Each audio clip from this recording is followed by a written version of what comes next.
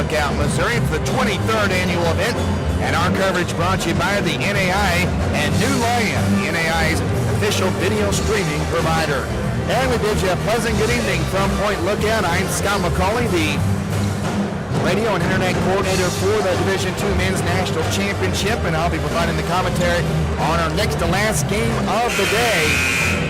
And we could probably spend the entire game here explaining what we've seen so far today. We've seen some very exciting finishes. We've seen a few upsets. We've seen some spectacular plays, but we're also expecting that in the game we have coming up here momentarily, as it'll be St. Thomas out of the Sun Conference taking on Union from the Appalachian Conference. I'll be joined by John Phillips. He'll be giving you the play-by-play coming up straight ahead. But first, we will go across the way to PA announcer Kevin Bowling. I believe we're going to have a national anthem before this particular ball game. And then he will give you the starting lineups and also the champions of character for these particular teams. And while we're waiting for Kevin to go on, we will tell you that the game just concluded was a near upset, but a 7-0 run to end the game. It was a victory for number 3 seed Indiana University Southeast as they hold off Tabor from Kansas 77-75. They will play Robert Morris, an overtime winner over St. Francis earlier today. Now Kevin Bowling, as we have our national anthem across the way, and then the starting lineups. Followed by the singing of our national anthem by Maria Petit.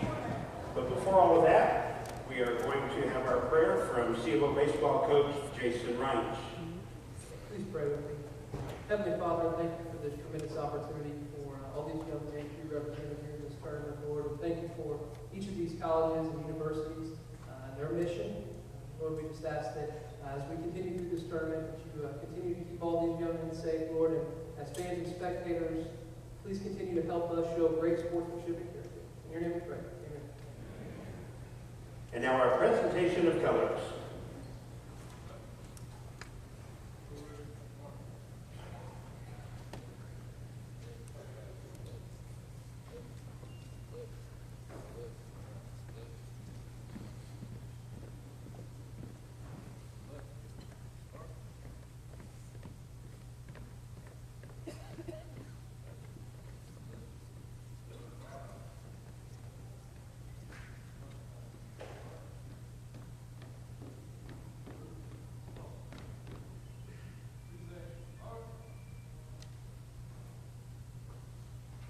Oh, say, can you see by the dawn's early light what so proudly we hailed at the twilight's last gleaming, whose broad stripes and bright stars through the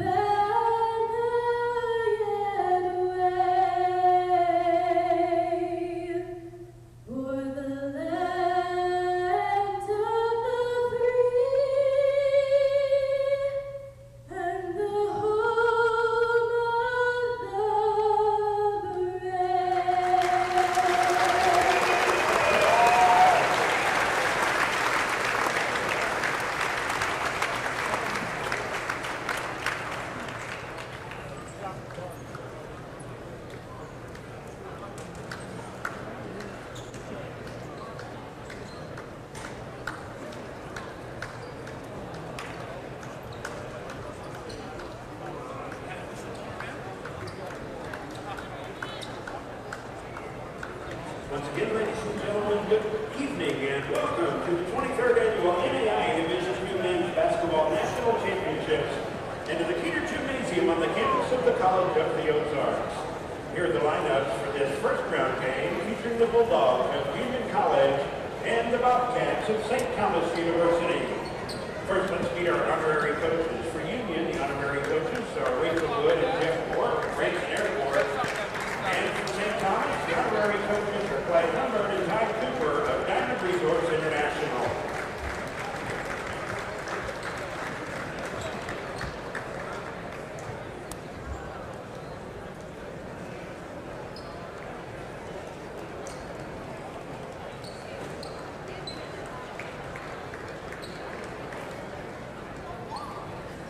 And now, ladies and gentlemen, your starting lineups. At guard for Union is 6'1" freshman from Newport, Kentucky, number 14, Michael Buter. At guard for St. Thomas, the 5'6" senior from Hollywood, Florida, number 11, Kevin Hincapie. At guard for Union, a 5'10" sophomore from Cincinnati, Ohio, number 31, DeAndre Stevens. At guard for St. Thomas, the 6'2" senior from St. Pleasant, Maryland, number 23, Elise Copic Bay.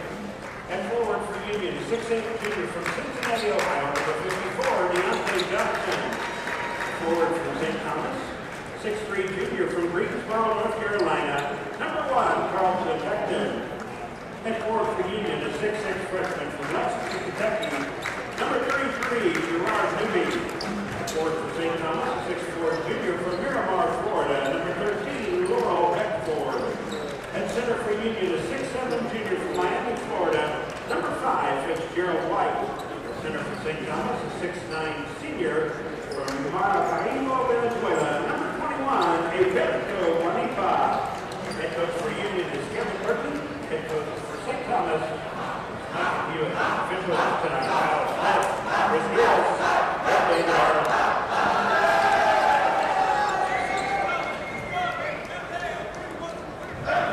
This time, the NAIA would like to recognize the 2 Champion of Character Award winners participating in this game. And among them is Union's Champion of Character Award recipient, Alberto Juanipa, and St. Thomas's Champion of Character.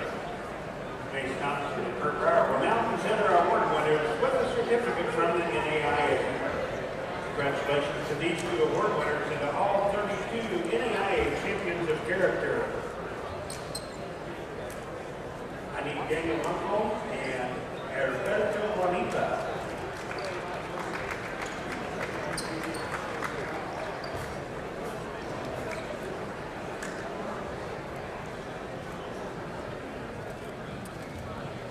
And we're about set to get underway here from the College of the Ozarks Keeter Athletic Complex for the 15th season in a row, home for the NAIA Division II Men's National Basketball Championships. I'm Scott McCauley. I'll be providing commentary, and the gentleman who every year he's here says, I'll help, and this year before he finished the question, I said, please help me. The longtime voice of Embry-Riddle Athletics, and great to be working with him, John Probst. John, good evening. Scott, great to work with you here. We've sat alongside one another for 15 years, and first chance we had to call a game together. I'll be looking forward to it, and of course you're very familiar with St. Thomas, as they were your conference champions in the Sun Conference this year, plus Union a first-time entry. Yeah, Union out of the Appalachian Athletic Conference, a good basketball team with a 28-4 record. Of course, St. Thomas I've seen a couple times in person this year, so look forward to seeing them again. Union wins the opening tap, and they'll bring the ball front court. Working around the perimeter here, up high. St. Thomas very aggressive on defense. That's no surprise. Seen that all season from them. Union really having a tough time getting into their offensive set here. Uter's got it, then over to the right-hand wing. Now he finds Stevens. The backdoor cutter there on the far side, but well defended to the baseline. Up, under, and defended again. Deflection, and St. Thomas ends up with the steal. No shot there for Union, and St. Thomas races the other way. Beckton's got it at the top of the circle, drops it off here for Copic Bay. Dribble and kick, right-hand wing. Entry down low to the baseline, quickly double team, swing it over to Kevin Hincapie. Go to Copic Bay, back to Hincapie. He'll jack it up from distance, and it's going to be short. Long rebound, though. Hincapie's got it, kicks it left side. Another three-pointer off the long as well, and Union's got this one. Still scoreless a minute in here from the College of the Ozarks. Race at front court, quick stop and pop, no good, and a long rebound. Last touch by Union College, number 14, Michael Buter, and St. Thomas will get the basketball. mentioned Union. It said they were the first appearance. Actually, this is their second appearance in the national championships. They were here in 2011 and lost to the top seed that year, Walsh. Of course, St. Thomas of recent vintage, a couple of good runs here in the tournament, winning an opening round game each of the last 2 years here in the national championship. Hincapie's thinking about a three, passes it up, and we got our first whistle and a foul here. John, talk a little bit about the emergence of St. Thomas in the Sun Conference. I think a lot of folks listening have been familiar, of course, with Embry-Riddle. There's been Northwood. There's been some other teams that come out. But St. Thomas has really surged ahead here in the last few years. A couple years ago, Clark Maloney took over as their head coach, did a great job getting them out here a couple times. He left for another job out west, and Patrick Gale has picked up right where they left off. And like I say, third year in a row as Hincapie hits the first bucket of the night for St. Thomas. 2-0 Bobcats, just about 2 minutes in here from the College of the Ozarks. Lob down low, well defended, and up under, and rattles around a couple times, and Guanipa picks up the rebound. Off to Hincapie. Hincapie loves to race the basketball. He'll do that right now. Races in, throws it down low, and ends up in the hands of Chucky Beckton. They'll reset it. Into Guanipa in the high post, turn and face. Back of the iron, no good, but an offensive rebound. Stick back is no good. And over the back, I think, on Guanipa, it looks like. Yeah, it looks like he got in over the back as Union just had good position under the basket. They just kind of camped out in there, and even though St. Thomas got an extra crack, once the ball went to him, there was just no rebounding room for St. Thomas to sneak in. St. Thomas going to go to the full court press here. Once they get the ball inbounds, they'll back it off a bit. Union races it quickly, creates a fast break opportunity and an easy bucket inside. Bucket there from Newby. Ties it up 2 apiece. Hincapie on the far side. Wayne going to skip it all the way back this cross court. Throw it down low and rattles that one home. Nicely done there for Beckford. Well, just showed a lot of strength there going up for the basket. And we've seen a lot of that here in the championship, where one of the keys is if you get pressure inside, try to make an effort to get at the basket, because a lot of time you may get the basket in one or you may get free throws, and here you're going to get the basket and a possible three-point play. Yeah, just get that ball above the rim with strength and see if it rattles around somewhere and maybe goes in. That one did. It kind of hung on the back of the rim for a little bit. Finally trickled on through for the first basket of the night for Laurel Beckford, and he was at the free throw line to convert the three-point play, but it's very short and no good. 4-2 St. Thomas, 17:28 to go first half. Just a couple minutes in here from Point Lookout, Missouri. Hincapie, good ball pressure. Back over right-hand side, throw a lob in down low, and Guanipa a little bit over-aggressive that time. A little like a baseball swing and a miss there. He went for the block and missed, and hit on the body on the follow-through there. He took a full swing. If we were playing baseball, they would say he didn't get cheated on that hack. That's right. Unfortunately, sometimes when you take that full swing, you're going to guarantee that they're not going to get the basket and one. In this case, because Guanipa did miss, they were able to convert the bucket inside from Deontay Johnson to tie it up at 4 apiece, and a chance for Union to take their first lead of the night on their opportunity for a three-point play. And it is good. St. Thomas did go to the bench and get Guanipa out with a couple of fouls. And they go to Floyd Battle. Battle's actually their leading scorer, but doesn't start most games, at least didn't in the latter stages of the Sun Conference. 15 points per contest. He'll provide a spark for you, though. 5-4 Union. Hincapie out between the circles. Penetrate and pitch right wing. Ball slipped through the hands of the Bobcats over there, and that's going to be a travel. As Coppic Bay went up, it just slipped through his hands, and as he came back down, he caught the basketball. Unfortunately, that's the same as going up with it, going back down with it, which is a travel. A lot of folks call that up and down, or ups and downs. Ups sometimes and downs. on the playground. But yeah, technically it's a travel. Either way, it's Union basketball. 5-4 in favor of the It's against the rules. You can't do it. Yeah, there you go. Like the fans like to say, you can't do that. Foul at midcourt here, going to go against the Bobcats on Devon Bryant. Another one of the things about the first round, and we've talked about this a lot of games, is that I think a great aspect about this championship is that a seeded team against an unseeded team is not necessarily the lopsided game you see in a lot of other tournaments. I mean, even though St. Thomas is the seeded team, they're number 11, Union's a member of the top 25. Yeah, this tournament from top to bottom, and this is, game 15 of the tournament, I guess. Yeah. So I've seen almost every one, and there's nobody that doesn't belong. Nice pick and a pick 6 there for Floyd Battle on the steal and run out. Union going to try to go the other way, and they're going to charge into St. Thomas there. That's going to be a Bobcat basketball. Beckford steps in and draws the charge. Yeah, Union comes in. They're the 22nd ranked team in the country, so you see a top 25 team. We have a lot of other matchups here in the opening round where an unseeded team is still on the top 25. And, I mean, you're seeing a lot of teams even. And I think the other thing that we see a lot of, John, is when you get teams from different regions playing different styles, it's interesting to see how they match up against each other. Yeah, you see a lot of that here in the styles are very different Yeah. around the country. St. Thomas going to go down low to Bryant. He'll go up under and can't finish, but is fouled, and he'll go and shoot a couple. I think the previous game was a great example of how you really can't even look at the seedings and care all that much. What was the IU Southeast, the 3 seed, I believe? Yeah, the 3 seed, and so in theory, there's 32 teams here. The 3 seed would be playing the 30th best team against Tabor, and that game went right down to the wire. Yeah. Indiana University Southeast, for the folks that weren't with us, the Grenadiers had to finish the game on a 7-0 run to win by 2.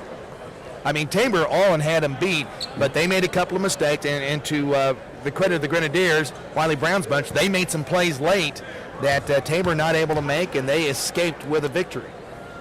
Bryant makes the first and rattles the second one around, no good. 7-5 Bobcats. Union going to race it the other way, but dribble it off his foot, looked like, and it'll be Bobcats basketball on the turnover.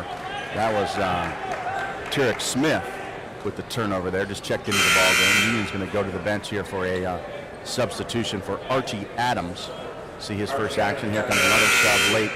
So a lot of subs coming, but they're coming one at a time. Gerard Newby coming back, and Smith will head to the bench.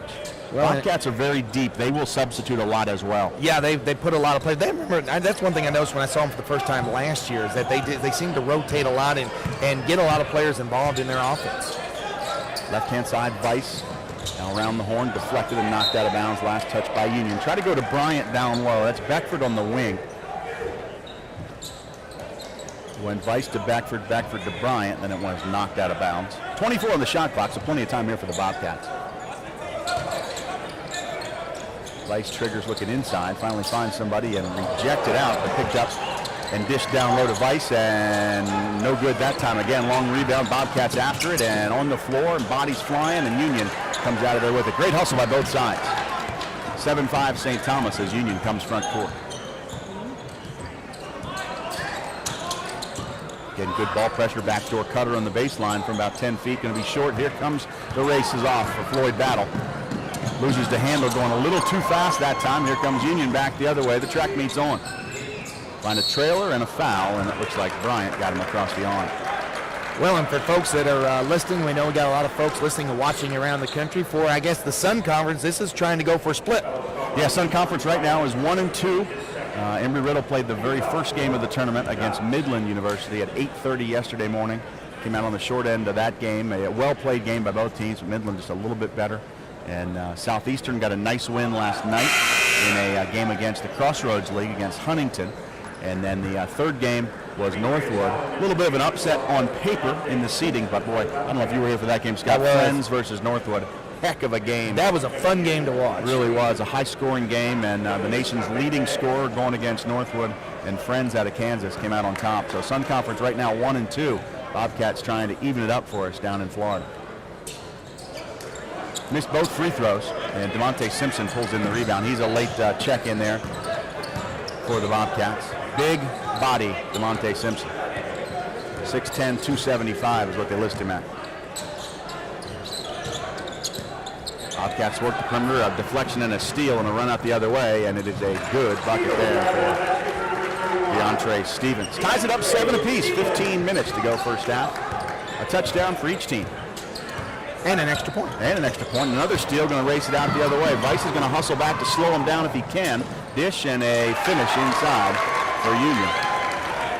So 4 quick ones there on back-to-back steals. If it's using the football analogy again, a pick 6. There we go. Actually, back-to-back pick 6s there for Union. 9-7 Bulldogs. Yeah, they've done a good job of anticipating a couple of passes there by the Bobcats and getting in those lanes and turning those into quick baskets. Up high now, right wing. Left alone for 3, passes it up, dribble drive, float blocked. but a late whistle going to go against a foul on Union. You know what's interesting? We've had a lot of first Oh, time. excuse me, it's not going to be on Union. It's going to be on DeMonte Simpson while the ball was in the air. Oh, that's a interesting. push-off underneath. But you know what's really interesting, John, is that we've Nope, seen a lot of. I'm wrong again. All right, well, who's the I was foul right on? the first time. There you go. See, trust your first instinct there. You had it Goes right. with Archie Adams. I saw DeMonte Simpson walking to the bench talking to the referee. Yeah. And I assumed he was not happy with the call. Instead, maybe they were just shooting the breeze. Seeing what shows they've seen here while they've been in Branson and what they're going to do. You know, the thing that's really impressed me about this championship this year is we've had a lot of first-time teams this year, and I don't know about this year. I think 5 altogether. Several squads that have not been here for years. But there has not been one team, even the score ended up to be a little lopsided, there's not one team that didn't act like they belonged here. I mean, they really played hard, even in the most lopsided game of the championship so far, which was Cardinal Stritch and Northern New Mexico. I mean, that was pretty much a game for a half until Stritch just overpowered him in the second half. Everybody you mentioned this earlier, but everyone that has gotten here has acted like they belonged here. Yeah, this has been a very competitive tournament from top to bottom, and 1-32. There hasn't been a team that I felt, boy, they snuck in somehow. How did those guys earn their way to the national tournament? And it's been really, really good basketball from top to bottom. Fitzgerald White is at the free throw line shooting. Knocks home the first one. That foul did go on DeMonte Simpson, his first of the night. 5 fouls against each team so far. Union leads at 10-9, 14-15 to go here. First half. You were just clairvoyant. You predicted it. I That's knew there what it was was.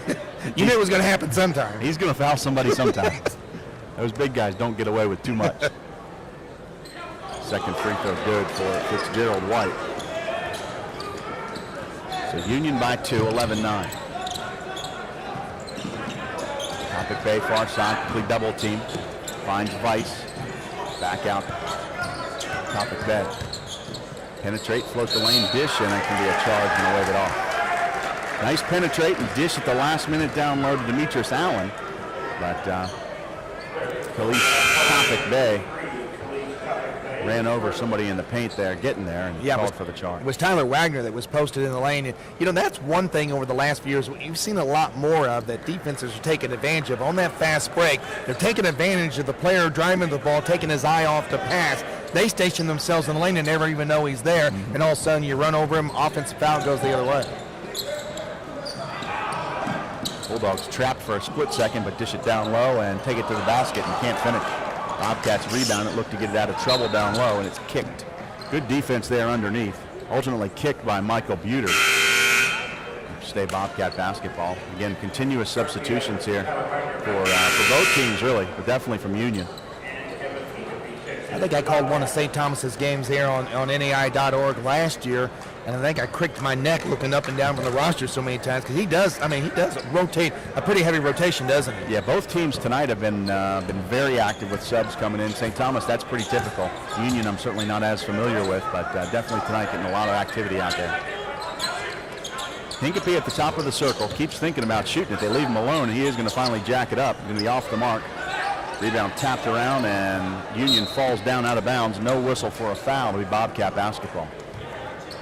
They're just trying to lure Kevin Hincapie into shooting one, and finally he took the bait. Bobcats underneath. Trigger out the battle on the perimeter. He is yet to get going. Lob into DeMonte Simpson. He'll catch up and stick it in. When he gets it inside, you're probably not going to stop it. Yeah, if he gets it that close to the basket, he's got very good hands. He can dominate the inside. He's so big and so strong, and he's got a really soft touch. Ball goes into the backcourt, but St. Thomas knocked it back there. Good ball pressure here by the Bobcats. They'll switch the high ball screen. Hincapie with good defense takes him to the baseline, throw it back, the deflection, and ultimately get a steal. Bobcats are really good at defensive ball pressure. Hincapie's going to push and push and push, and finally gets pushed back by Michael Buter, who picks up the foul. His first personal, 6 now on Union. 6 on each team, so next foul for each ball club will put us into the 1-and-1 situation. And that's another interesting thing. We've had different trends in these games. We've had some games where the teams, get to the bonus real quick. We had a game this morning, and matter of fact, Matt Boss of NAIA were calling the first game of the morning, and this is something that never happened before. We had 5 minutes to go in the first half, which also equaled the number of fouls we had combined. Wow. At that time. A very clean ball game this morning. Yes. And there's a whistle. a little tangled up inside, it looks like. Yeah, there. DeMonte Simpson posted, and they're trying to deny him, and Tyler Wagner looks like he's going to get the foul. That's a bit of a mismatch in size. Tyler Wagner's got good size, 6'6" and 220, but when he's matching up with DeMonte Simpson at 6'10" and 275, and that 275 might be generous, Simpson's going to win that battle. Are you saying on the downside? I think they might have undersold that one a little bit. First free throw is good. Simpson's got 3. Solid player for the Bobcats. Yeah, and a good free throw shooter, too, shooting 79%. No, wrong line. Not such a good one. He's shooting 52% from the line, but he does make a couple there. Simpson knocks them both home. Bobcats jump into that full court press. It's a man-to-man press. Once the ball gets in, then they back it off. Here comes Union. Throw it to the block, and there's Simpson coming over the back. He jumped at it a little bit too much, and he'll get his second personal. So here we go. Both teams in the bonus now. That last foul against Wagner is how DeMonte Simpson got to the line for a 1-and-1, and now that foul on Simpson puts Deontay Johnson on the line for that same opportunity. 1-and-1 here for the Bulldogs. Off the mark, and looks like I got a lane violation. Yeah, lane violation. I'm not sure who jumped in there, but obviously it was somebody for St. Thomas. Well, as we look at the percentages, since it seems like we're going to be shooting a lot of free throws here in the first half, it's about 70% for Union College from the line this year, while St. Thomas, as a team, shoots around 61%. He misses the 1-and-1 again, so the lane violation doesn't come back to hurt the Bobcats. Topic Bay will race it quickly front court, throw it to Hincapie, who tries to go down low to Simpson, but it gets deflected, but right back to Kevin Hincapie. Left baseline entry back for the Bobcats. Dribble, float, and in and out, no good, but Simpsons get the rebound up and no good again. Rebound Union. Here we go the other way. 2-on-3 fast break to the basket, too strong. Stick back, no. Tapped out. We go for 3 and knock it home. First 3 of the game, that comes from DeAndre Stevens, and sometimes you miss a layup and you feel like, oh, we missed 2 points. Well, in that case, they got 3 points. That's right. Just had to wait for the right time. 14-13, Union takes a 1-point lead with the 3 from DeAndre Stevens.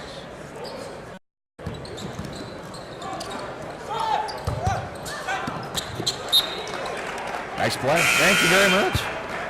I tell you what, for being the 15th game of the first round, I showed pretty quick reflex. I actually guarded my Diet Dr. Pepper. So guard your drink with one hand. And guard my caffeine. Yeah, exactly. Bobcats will have the basketball right here in front of us, and those folks that are watching online may have gotten a chance to see us in the action right there. That's right. The gentleman that caught the basketball when it went out of bounds was none other than my broadcast partner sitting off to my right, Scott McCauley. So the Bobcats are right here in front of us to inbounds the basketball. Devon Bryant will inbound it. One of the Bobcats went off with a cut on his arm. It was Laurel Beckford. Looks like his elbow has got a scratch or a scrape or something, an open wound. He's got to come out, and Alberto Guanipa checks in for the Bobcats. Hincapie goes cross court and dishes to the baseline. Jumper, no.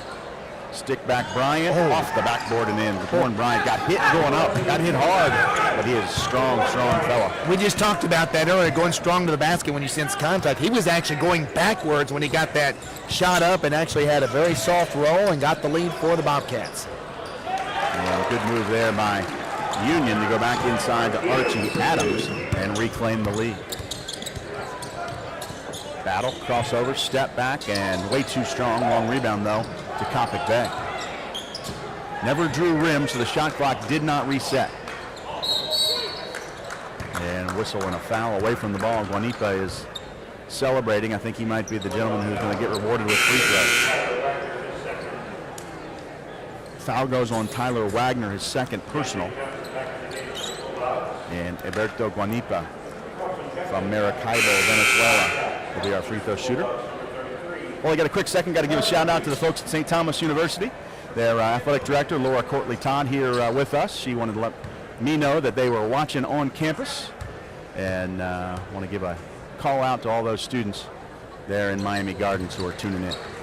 And I will say for the folks in Miami Gardens, we actually are beginning to get some weather here in the Ozarks that might be you're more familiar with. You folks about the only people in the nation that maybe hasn't been snowed under at some time this year, when every time we've done one of these broadcasts, I said, well, most people that are listening or watching probably had a rough little winter. But hopefully it's a nice where you are tonight. Your team right now is up by 1, 17-16. Beautiful day today in the Ozarks, about 65 degrees and sunny. And nice quick move there to the basket by Fitzgerald White. Fitzgerald right up, ironically enough, is from Miami, but playing for the team not from Miami tonight, for Union College out of Barberville, Kentucky. Hincapie drops it back for Battle. With the Guanipa ball screen, goes left side. Look in, a little dangerous pass there in traffic. Bad decision there by Chucky Beckton. And Union going to go the other way in a hurry. Pound it down, kick it out. Three ball is too strong, but long rebound picked up there by Union for another three. That one's in and out. Another offensive rebound, and I think Hincapie in there with the big fellas got hacked somebody on the arm. Well, I tell you what, Union just set up a perimeter around the rim, didn't they? Kind of like they did here earlier on the defensive end, but this time offensively, they just would not let St. Thomas get in there to get any piece of the basketball until a foul was called. 9:55 to go here, first half. Union 18, St. Thomas 17. So midway through the first half, just 5 seconds past the exact midway point, and it's been a very good game so far. Lead change after lead change here for the last few minutes. Neither team really exerting themselves as having any sort of advantage just yet. And folks, the good news for those that may have not been with us through the whole tournament, but this actually has kind of been the norm for the tournament so far. A lot of close games, a lot of competitive games. We've had some very interesting things happen and a few upsets, and just also some very competitive games, even with the favorites that did win. So a lot of great basketball so far. Free throw good there for Newby. Makes it 19-17.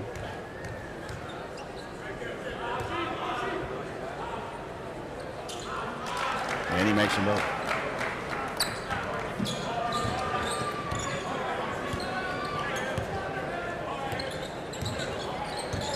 Hincapie will work at the top of the circle. They've been giving him plenty of space. Now they quickly double team on the far side. Battle. Skip pass to Coppock Bay. Out to Hincapie. Swinging around and then lob down low. Good ball movement, but no opportunities yet. Another skip pass. Split, float. Nothing doing then. Good hustle and save. Here comes Union the other way. Battle got a piece of that one last and knocked it out of bounds. And that was a good recovery by Floyd Battle, getting back that time.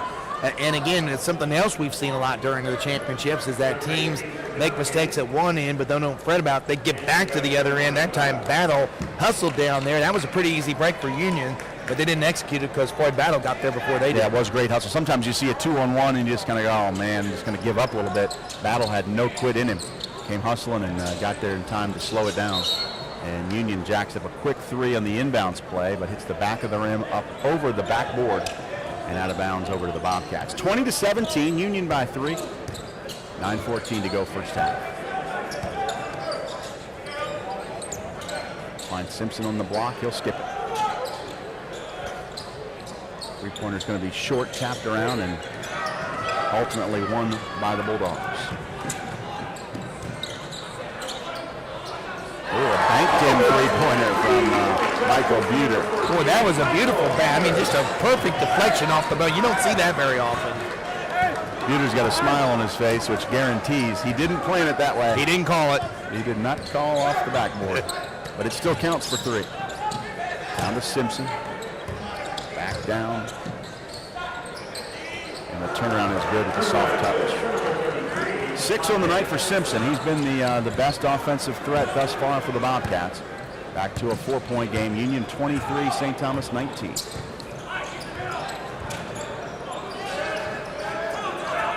And got to use a timeout here. Well defended there. As soon as he picked up his dribble, Alberto Guanipa has been well coached. He jumped on him immediately and forced him to burn a timeout. 23-19, Union has the lead over St. Thomas. 8:14 to go here in the first half. Don't forget, we got more exciting action of other NAIA championships. Go to www.naia.org. The Division II Women's Basketball National Championship is available now. The men's and women's Division I National Championships will come up next Wednesday. Go to NAIA.org for all the information. Also, the NAIA provides exclusive opportunities for over 60,000 student athletes to achieve academically while competing for the love of the game. Register to get in the game at playnai.org. I'm Scott McCauley along with John Phillips. 8:14 to go here in the first half. 23-19. It's Union, the Bulldogs, over the St. Thomas Bobcats. So I can give you a quick rundown here of earlier games today. In the first game of the day, Oklahoma Wesleyan knocked off Morningside. Indiana Wesleyan defeated Reinhardt in Game 2. Cornerstone over Northwest Christian in Game 3. Friends over Northwood in Game 4. Robert Morris over St. Francis in overtime. And Indiana Southeast over Tabor in the most recently completed game. This is Game 7 of the day. Union basketball, throw it inside, deflection, and can the Bobcats get a steal? They will. Here comes Battle. Going to go to the basket and take it all the way and finish it up. Bobcats trying to turn up the defense out of that last timeout. Lob thrown inside, deflected, and stuck in by Deontay Johnson. Boy, that had to be a perfect pass because DeMonte Simpson was actually in pretty good position there, and he just got it over him and got it in for the basket. Battle jacks up a quick three. It's no good, and here comes Union the other way in a hurry, trying to create an opportunity. Got a mismatch up high.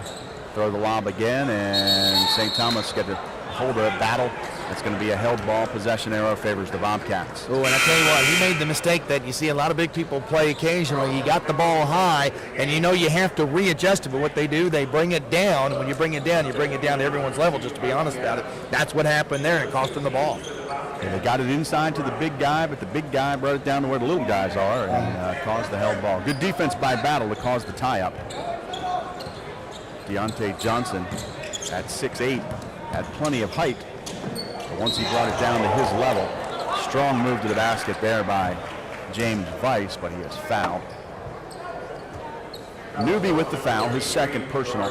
He had two-shot opportunity here for Weiss, but just as you said, Scott, you get it up high, got to keep it there. It keeps several of the players from the other team out of the action there if you do that. Weiss with a free throw that is good. He's got 3 points tonight, all coming from the free throw line.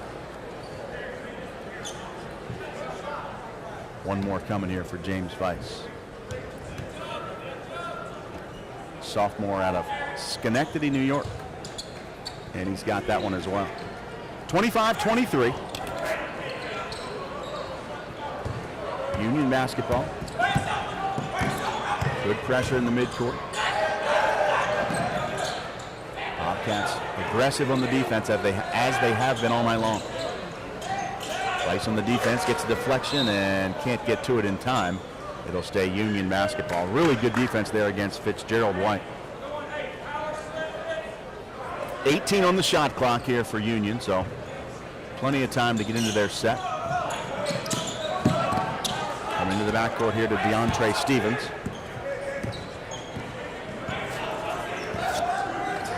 Back to Fitzgerald White and kick it out for three from the right-hand wing.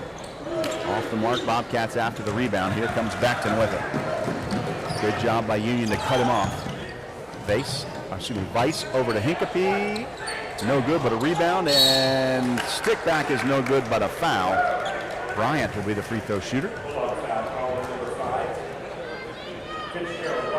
Second on Fitzgerald White. That's now 10 team fouls against Union. So the rest of the first half, 6 minutes and 33 seconds left. St. Thomas will shoot 2 shots on every personal foul against Union.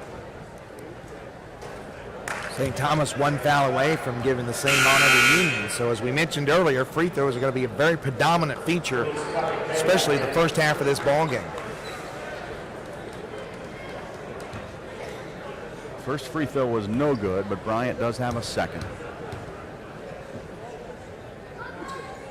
And that one is good. Makes it a 1-point game, 25-24. Union Bulldogs by 1 over St. Thomas.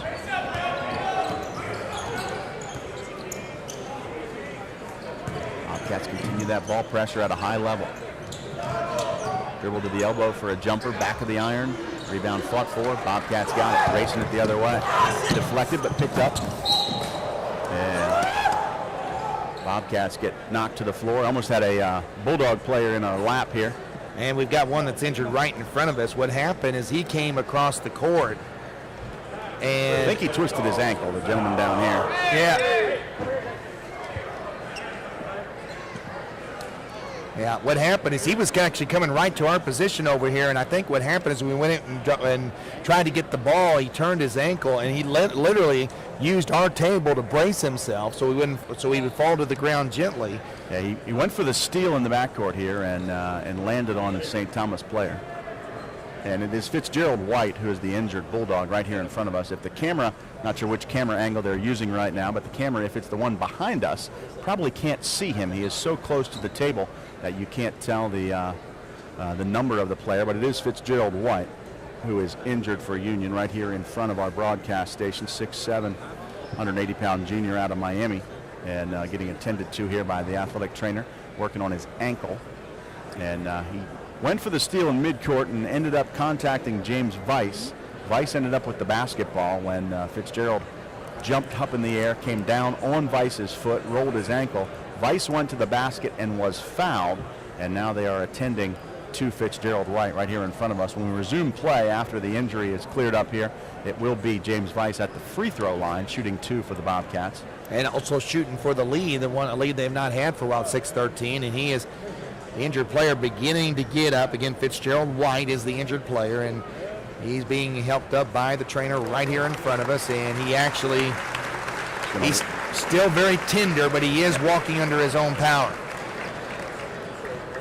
That had to be really painful because he just couldn't put any weight on it, yet he was going full tilt. And like I said, and I'm sure most folks saw it, he literally came over and used our table to brace himself so we could get down to the ground. Yeah, when he rolled the ankle with great momentum coming toward our table, he couldn't use his, the injured foot is his right ankle. He really couldn't use his right ankle to stop. So he only had 50% of the breaks and used the table to slow himself down. Actually, the free throw shooter for St. Thomas is going to be Devon Bryant and not Weiss. But either way, St. Thomas has 2 free throws coming.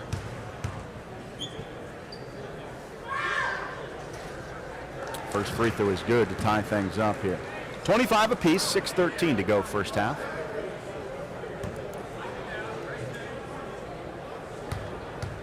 One more coming. And that one's good as well. Bryant's got 6. Bobcats going to pressure the inbounds play. Continue the backcourt pressure. Copic Bay working here against Buter. Approaching the 6-minute mark, 26-25, St. Thomas by 1. Throw it in the high post and kick it out. Deflection and a steal going the other way. Beckton's got it, he'll take it in, and they're going to call him for a double dribble. Oh my goodness, I mean, he was wide open. He made such a great play. He stepped in front. You know, we mentioned earlier that Union had done that a lot here in the first half. Well, that time Beckton answered the call. He got there, and I guess maybe was just a little out of control and maybe caught it on his hand or his hip or something and had the double dribble. Unlucky there for the Bobcats. Deflection again, but Union ends up with this one. Bobcats are really going after on the defensive end. Take it in, run him over. He had good position, but what's the call going to be? I think they're going to go the other way. I think they're going to give it as Bryant was just stationed in there. You know, that was one of those things that I don't know how many times. Right call to me. Oh, I mean, I was just going to say that's one of the few calls that you see on a player control that's obvious. I mean, he was camped in the lane, didn't budge as he came over there. That was the right call, and a big one is that's also going to now be foul number 3 on Jared Newby, so he has to go to the bench for a while. It'll also be also now double bonus, as you mentioned earlier, although they won't shoot free throws here. 5:29 to go in the first half, so a big turnaround for St. Thomas, not only getting the foul, but getting one of the Union players with his 3rd foul. Copic Bay kicks it off. They throw it down low. Dangerous pass, and the Bobcats dodge a bullet that time. Beckton tried to throw a little spinner down there and get some English on it and curl it into the block, and was in a lot of traffic, knocked out of bounds by Union. They'll start it over out to Copic Bay.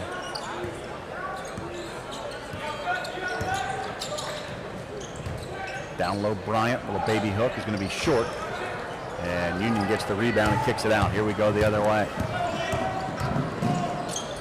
Trailer and can't finish, but sticks it back up and in. That's Archie Adams. As Union reclaims a 27-26 lead. Good basketball game. This one's been within about 3 points the entire time, plus or minus 3. A little too much traffic that time, and the Bobcats couldn't handle it. Beckton tried to take it into about 4 Union Bulldogs, and at the last minute dish it off to Bryant, and the pass was not on the money. Actually went right between Bryant's legs, out of bounds, and St. Thomas going to get some fresh bodies in there. You know, you talk about the closest of the games. We had a game earlier today which should have been a mismatch according to the seeds. Cornerstone against one of the few teams not seeded coming in that hadn't been ranked much this year, Northwest Christian out of the Cascade Conference. But the biggest lead for either team in the first half was 4 points. Cornerstone eventually pulled the game out, but not before a great effort by Northwest Christian. Wheeler hits his second 3 of the evening. Give Union a 4-point advantage, 30-26. Oh, beautiful pass inside. Good pass and rejected on the second one. First one hit the rim, rattled off. Bobcats got a rebound. Second one rejected out of there, and here comes Union for a stop and pop 3, in and out. Rebound Coppic Bay, going to try to race it, finds Hincapie. He's going to go to the basket in, and the littlest guy on the court takes it in and sticks it in. Kevin Hincapie has got 4 points. And what made that fast break is he decided as soon as he caught the ball, he was going to go to the basket. He recognized he had the angle, didn't hesitate, and was able to get the layup. Union throws it down low, and Hincapie's got another steal. He gets a lot of those. He finds Battle at midcourt. Going to throw an alley-oop and stick it in gently. Coppic Bay from Battle, and a 4-0 run ties it up. It was 30-26 for a split second. St. Thomas said, we'd like to take this game back to a tie ball game, and they do, with 3:31 to go first half, 30 apiece here at the College of the Ozarks. The NAIA Champions of Character program helps students understand and embody what character truly means. It also provides student athletes, coaches, and parents the training to know, do, and value the right things, both inside and outside of sports. Learn more at championsofcharacter.org. John went over the scores from earlier today. We have a lot of the second round matchups already set for tomorrow, the ones we do have set up. At 8:30 tomorrow morning, it'll be St. Xavier against Midland. We have the matchups of the 7th and 10th seeds. At 10 o'clock tomorrow morning, 10:15, all these Central Daylight Time. It'll be 8th-seeded Bellevue against 9th-seeded Davenport. At 12 noon, it'll be Oklahoma Wesleyan against number 5 Indiana Wesleyan. 1:45 tomorrow afternoon will be the matchup between the top seed Cardinals Trench and Southeastern from the Sun Conference, who beat Huntington in the opening round. The evening session, the 4 o'clock matchup, we'll have Friends, the team that beat Northwood earlier, against Cornerstone, the number 4 seed. At 7:30, Bethel will take on College of the Ozarks in a matchup of unranked teams. And, of course, the 9:15 matchup is being decided tonight. That's right. The winner of this game will take on the winner of the next game. That next game will be Dort of Iowa and William Penn of Iowa. And Guanipa a little too aggressive there on the pinch. They went for the double team, and Guanipa got some contact. You know, you've been here at enough national championships to know that a lot of times the late games are kind of the walkout games where you have a few of us that are lasting. Yet you've got in Dort and William Penn, 2 of the teams that bring the most fans, especially Dort. We may have the loudest late game that we've had in a while here. It's amazing right now. And their game isn't even scheduled to start for another hour and a half or so. Yeah. They're actually scheduled to start in a half hour. Yeah, with our delay because of an earlier overtime game. Yeah. There's more black and gold in this arena than I've ever seen. Dort has traveled well to the Keeter Gymnasium tonight. Well, and every year they've been here, they've been a handful. And, you know, last year William Penn was the national runner-up, and they had a lot of fans. I'm not sure if they'll have as many as normal this time around, but if they have even half the fans they've had in the past, we should have a very lively atmosphere, and I think a pretty good game. You know, Dort's been one of the top teams in the country this year, but William Penn has really ridden a hot streak, and they rolled through their conference tournament to get back to the national championships. First free throw good by Stevens, second free throw no good, so it's a 1-point Union lead. Battle going in and throwing it up and getting fouled. He'll go to the free throw line. Trevor Wagner called for his 3rd foul. Goes on Wagner. It'll be his third. So now Wagner's got 3. Newby has 3.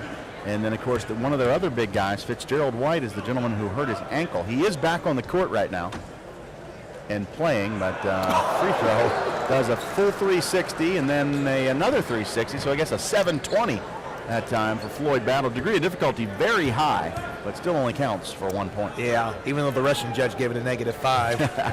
Battle makes the second. The Bobcats reclaim the lead. And for folks watching, that was not a graphic effect that we were doing there. That was actually what happened there. Deflection by Bryant, and can he get control of it? And he will.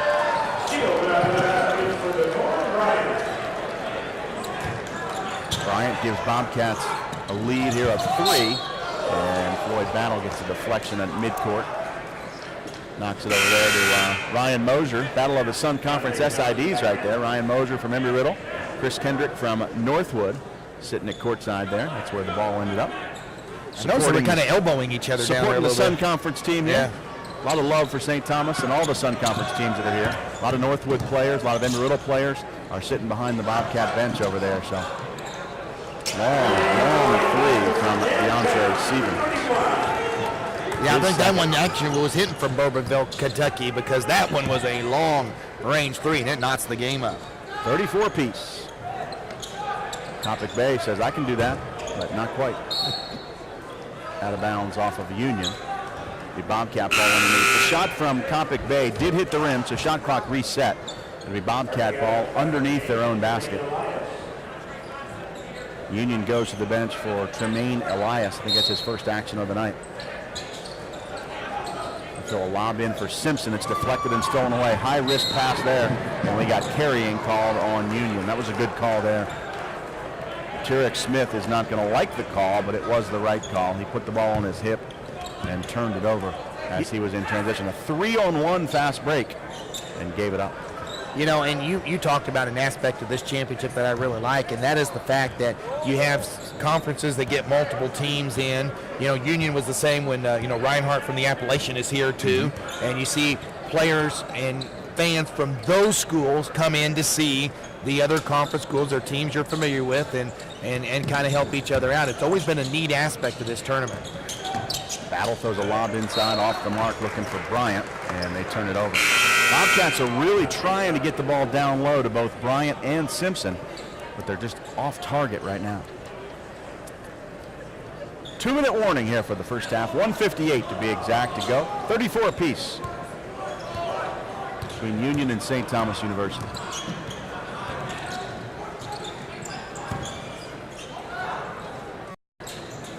Throw it down on the block over Simpson and back of the iron, no good. Hincapie's got the rebound, finds Copic Bay.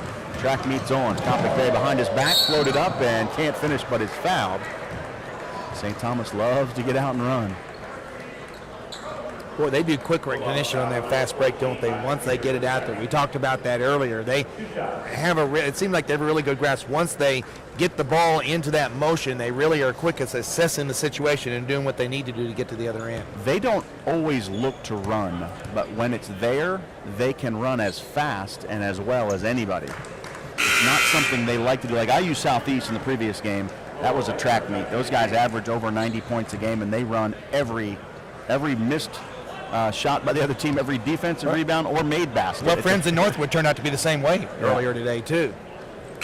Topic Bay misses the first, makes the second to give the Bobcats a 35-34 lead. St. Thomas won't look to run as often, but when they see something, they will go for it quickly, and Hincapie is usually the ringleader of those fast breaks. He's got a lot of weapons with him, though. Battle and Copic Bay have very good foot speed as well.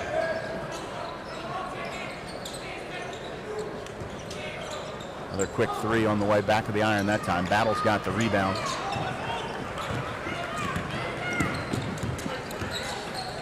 Into Simpson and double teamed and goes up, no good. Rebound tapped. Here comes Union. They're going to try to run the other way. Stevens is going to push against Hincapie.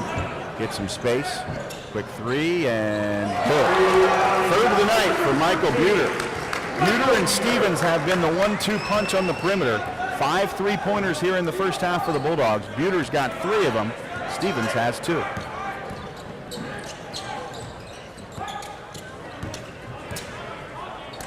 (37-35) final minute here of the first half. Battle of spin and throws it away. You know what's interesting about this, John, is that maybe we ought to credit both these teams' defense a little bit. We've seen some good defense out here tonight, and it'd be interesting to see how many points. There's been a lot of points scored off the defense tonight, if you know what I mean. Yeah, scored points off turnovers. That one there wasn't bad defense, but unfortunately Floyd Battle did most of the damage himself. An unforced error that time. Thought somebody was going to be cut into the basket, and he threw it right under the basket. Unfortunately, there was nobody there. About a 5-second differential shot clock to game clock. Three-pointer is partially blocked and rebounded by Simpson, who saves it in. The Bobcats are going to hold it for the last shot. 19 seconds as they clear the timeline. They'll hold it at midcourt. 37-35, Union by 2. Final 10 seconds of the first half. Bobcat basketball trying to tie it up or take a lead with a 3. It's down to 6. They better get something going with 4. And a step-back 3 going to be partially blocked but fouled with 9/10 of a second. It'll be a 3-shot foul. DeAndre Stevens with the foul, and Khalees Coppic Bay will be the recipient of 3 free throws. Wow, I didn't see that one coming, that he would be that close on the 3, but it's almost like Coppic Bay, as he was going for the 3, kind of slid just a little bit closer enough to, help the fact the player couldn't get out of the way, and sure enough, he gets to go to the free throw line. So Coppic Bay hits the first, misses the second, and he's got one more coming. He can potentially tie it up here with 9/10 of a second. Both coaches making multiple substitutions, and kind of surprising that the Bobcats put Guanipa back in there. He's got 3 personal fouls. You need to have a big body in there if there's an offensive rebound, but you certainly don't want to get Guanipa a 4th person. That one's going to be short and rebounded by Union, and nothing they can do with it. And the Bobcats miss an opportunity there. Coppic Bay had 3 free throws. If he made all 3, Bobcats could have taken a 1-point lead, or 2 out of 3 would tie it. Instead, he only makes 1, and Union will have a 1-point lead. So the Bulldogs from Barberville, Kentucky, 37.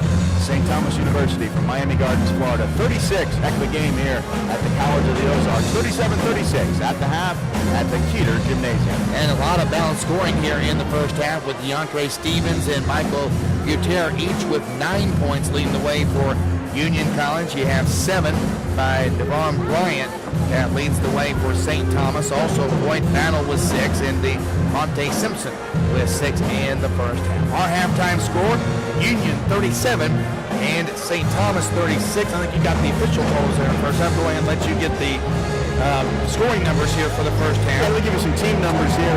Field goal percentage for Union, 45%, 13 out of 29, including 5 for 12 from three-point area, which is 42%. They were 6 out of 10 from the free throw line. For St. Thomas, 10 out of 30, 33%. They did not hit a three-pointer, 0 for 6.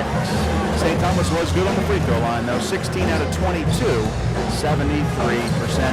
St. Thomas wins the rebounding battle, 23-19, including 9 offensive rebounds, but Union has the lead, 37-36, Union by 1 here at the half. And we're going to step aside for just a little bit. We'll be back for the second half in just a few moments. You're listening to live action and watching live coverage of the NAIA Division II Men's Basketball National Championship from Point Lookout, Missouri, brought to you by the NAIA and New Lions. Second half coming up straight ahead.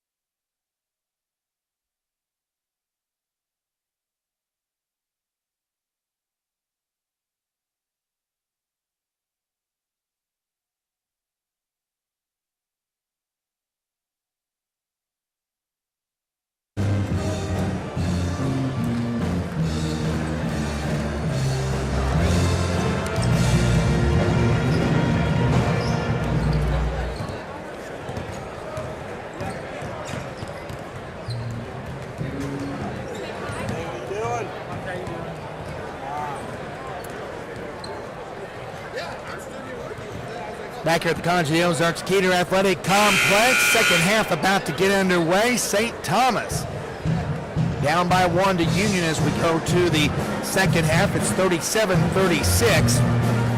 A couple other statistics before we turn it back over to John for the second half. About 45% shooting for Union in the first half. St. Thomas shooting 33% in the first half. They've not made any threes.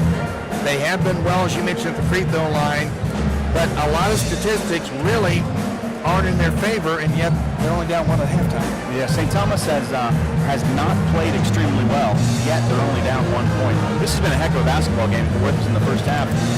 10 ties, 13 lead changes in the first half already. Biggest lead, Union led by 6. St. Thomas led by 4, so it's been very, very competitive back and forth. St. Thomas has had a bit of advantage at the free throw line with 16 made free throws versus Union only has 6 made free throws. But then on the other hand, Union's got those 5 3-pointers. And also 9 offensive rebounds. Yeah, exactly right. That's the difference maker. St. Thomas is not shooting a good percentage, but those extra rebounds are giving them more chances. So even though their percentage is not as good, they're right in this ball game. That should be a heck of a final 20 minutes. Union will have it first. They're going to work from right to left here in front of our broadcast station. Working around the perimeter. A good-looking freshman there in Michael Buter. Throw a lob down low. Defended well by Guanipa, but not too aggressively because he's got 3 fouls, and he's able to deny it and get the rebound and hand it off to Kevin Hinkapy. Caught up in one of the cords down there. And Hinkapy will bring it front court. Yeah, when we say we're a high wire act here, that's not really when you say we're high. We just got a lot of wires. Heads up. That one goes into press row a little bit off to our right. Guanipa looking for a teammate there and a miscommunication. I think he was looking for Beckton, but it really wasn't close to anybody, unfortunately, for St. Thomas. Unforced error there, and Union will get the ball back. So 40 seconds in. Neither team has scored here in the second half just yet. Each has had 1 possession. Bobcats get a switch. They go down low, try to take advantage of the size and turn it over. Guanipa popped out to pick up Turek Smith out there on the perimeter, and they tried to pound it back down inside with the Bobcats center out on the perimeter, but the pass a little too strong off the fingertips of Union and out of bounds, and back-to-back turnovers. Here come the Bobcats trying to reclaim the lead. Entry. Kick out. Coppic Bay floats and can't finish. Tips it back. Can't finish that either. Double team in the backcourt. Aggressive Bobcat defense. Smith with a nice little behind-the-head pass down low to Deontay Johnson for an easy stick in. Union by 3. 90 seconds into the second half here.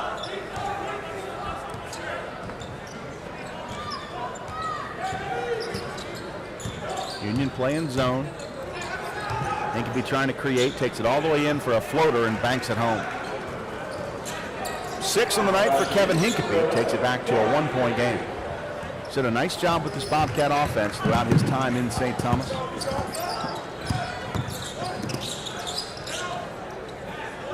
Stevens throws it down low, and another easy bucket for Johnson. Much higher risk lob pass that time, but works out well to push it back to a 3-point Bulldog lead.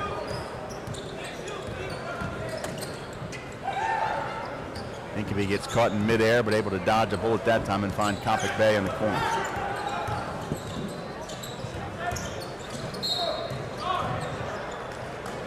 Beckton's going to float it inside and get fouled going by. I think they're going to get Deontay Johnson for that foul. I think he's called on a reach-in. And again, another example, as we talked about earlier, John, about getting to the basket and just putting one up. There was really not much of a chance for a shot to go in that situation, but because of the foul, we got a couple free throws coming up. Yeah, when you get fouled and you're going toward the basket, keep on going and throw it up and see what happens. Worst case scenario, you get a couple free throws, and Chucky Beckton does make the first. First point of the night for Beckton.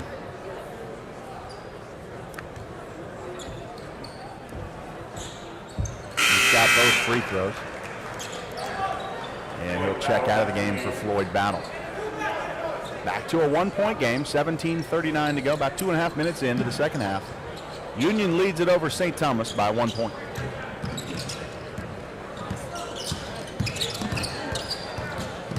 Buter, Stevens, and that was a travel. Yeah, late whistle, but the right call. Stevens went up, came back down, and then took a couple dribbles and headed toward the basket. Yeah, he was asking, Kevin Burton, the coach at Union, was asking the official standing right next to her why he didn't call it. And I think I would probably give the same answer. I'm not sure he gave this answer, but it's kind of like sometimes you hear, did I just see what I just thought I saw? Because I was shocked at what happened. Yeah, and the official got, okay, I got you here. Very short on the baseline jumper by Bryant. Bobcats a little quick on the trigger that time.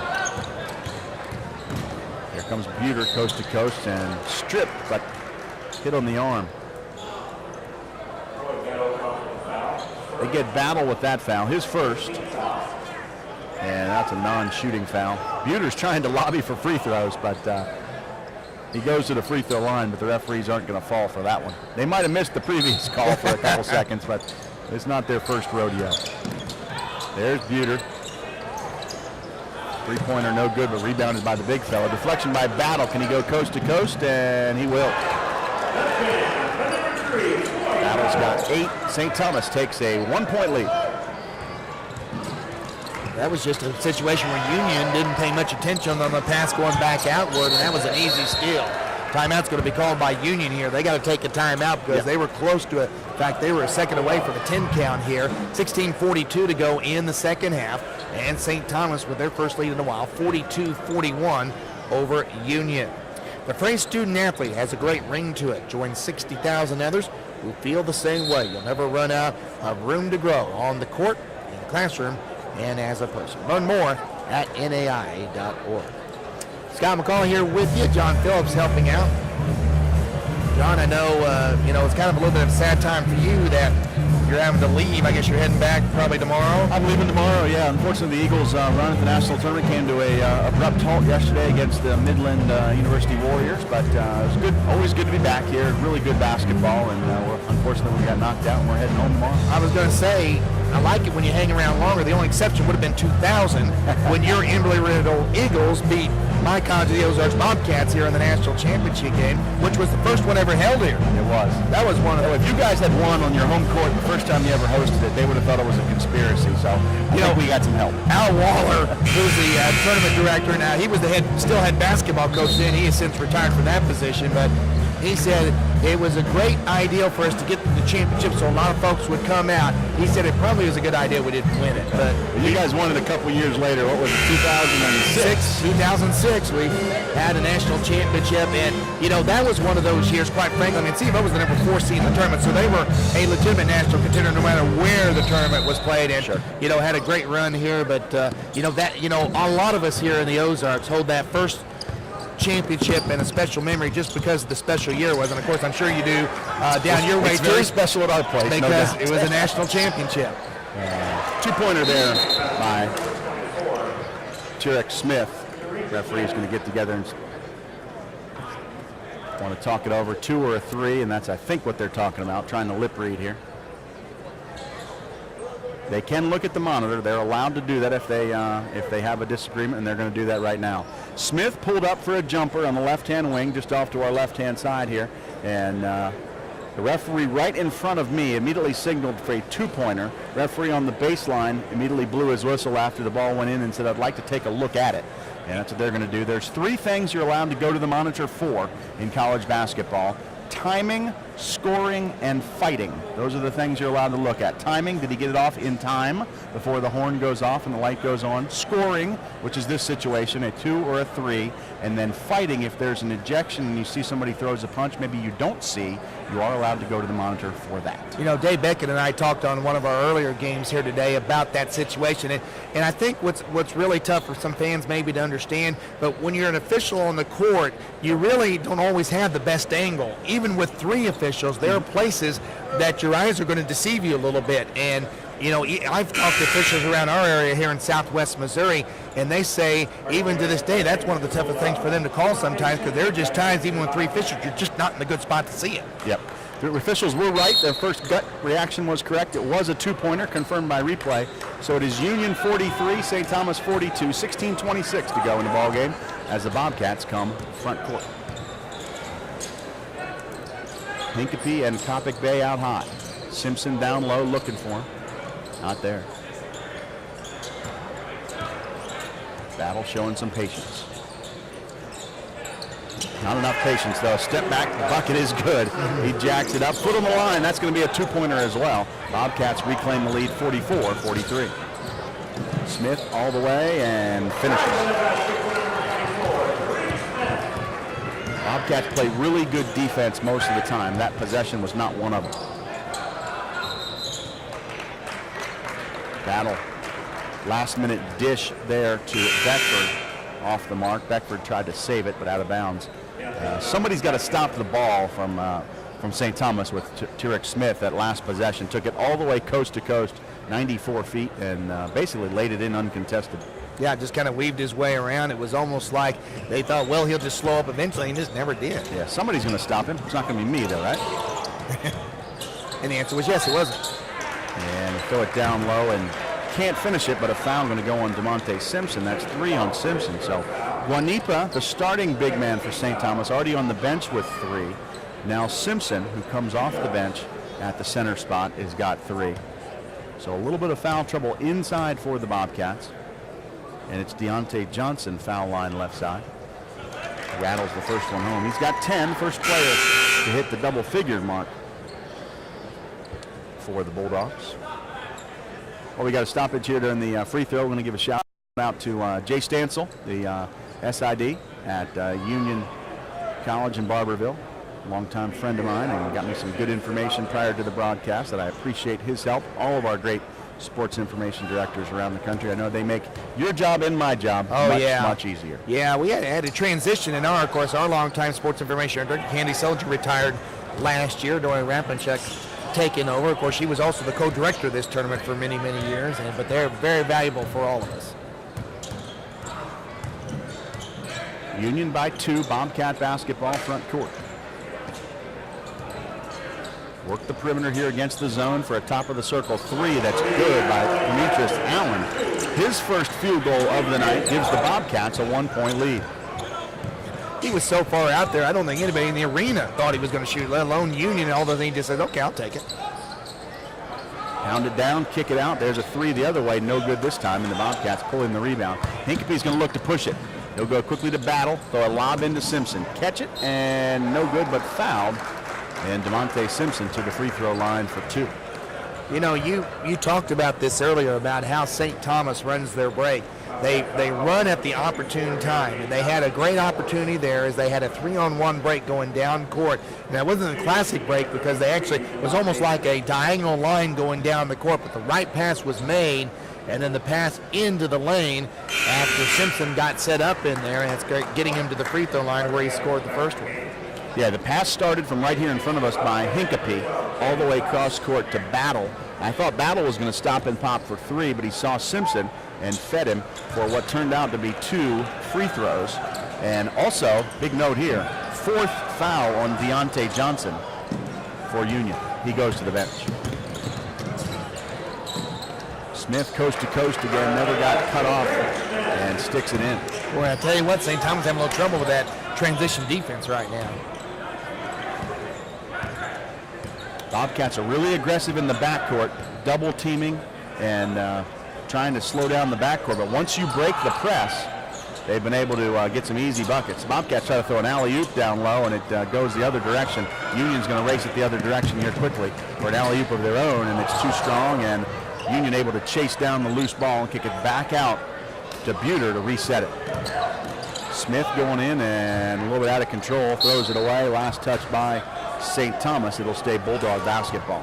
You know, I was just sitting here thinking, and I'm sure you do this when you cover games yourself, you kind of look at the game, and even though you may not always state it, you kind of get in your mind, think, okay, where's this game going? Who's going to get an advantage of this game? And really, it's been hard to get a handle on this one because it keeps going back and forth. But I think it's important to note, as you just said a moment ago, as we have a turnover here, Deontay Johnson now with 4 fouls for Union. That could be a big turn of events here in this ball game.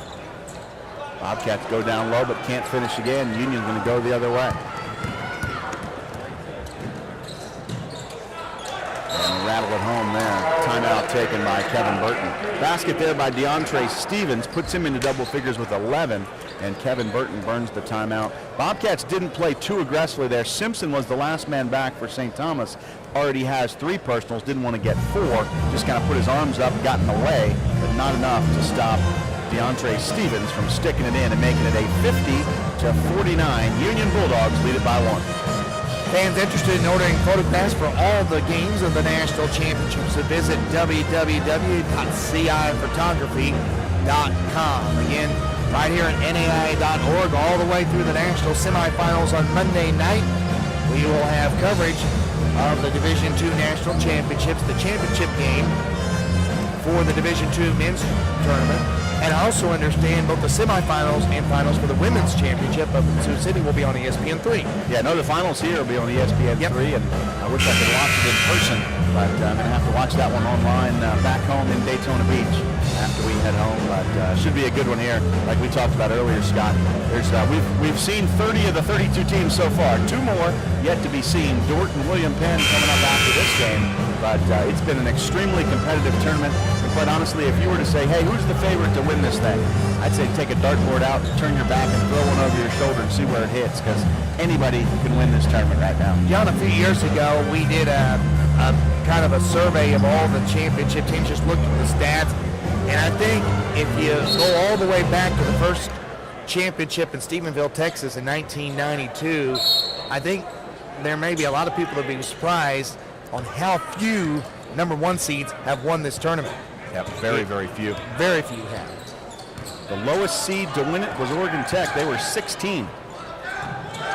And there's been every number in between. I think when we won it in 2000, we were either the 8 or the 9 seed. Somewhere down in that area, yeah.